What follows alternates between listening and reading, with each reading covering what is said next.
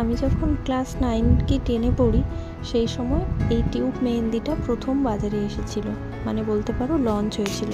আর তখন থেকে এই মেহেন্দিটার প্রতি একটা ভালোবাসা কাজ করতো। নমস্কার, অনেক দিন বাদে তোমাদের সাথে আবার একটা ভিডিও শেয়ার করলাম। কেমন লাগলো অবশ্যই বলবে ভিডিওটার শেষে।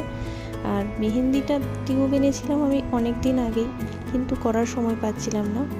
তো যখন বয়স কম ছিল প্রচুর মেহেন্দি করেছি, প্রত্যেকটা অনুষ্ঠান হলেই মেহেন্দি করতাম। সরস্বতী পুজো, দুর্গা পুজো, কারুর বিয়ে, এমনকি নিজেও করতাম। আর পাড়াতে যারা যারা মেহেন্দি পারতো না প্রত্যেকে আসতো আমার কাছে মেহেন্দি করতে। লক্ষ্মী পুজোর সময় যখন আমার মামার বাড়ি যেতাম সেখানে সবাই হাত পেতে বসতো মেহেন্দি করে দেওয়ার জন্য।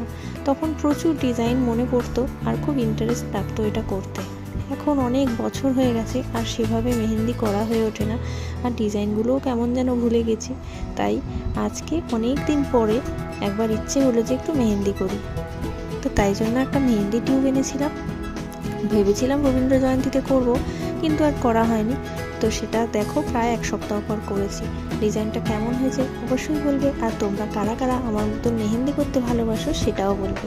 স্পেশালি আমার মেহেন্দির এই গন্ধটা খুব সুন্দর লাগে।